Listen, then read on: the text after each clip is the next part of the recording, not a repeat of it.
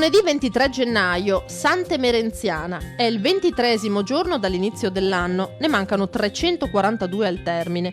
Il sole sorge alle 7:41 e tramonta alle 17:05. La luna si leva alle 3:43 e tramonta alle 13:33.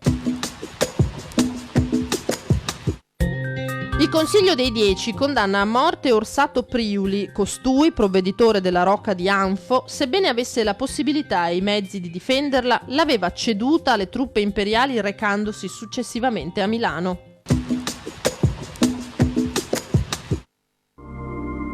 Le previsioni per domani: sereno o poco nuvoloso per passaggi di velature, temperature senza notevoli variazioni salvo minime in locale diminuzione in pianura e massime in locale aumento.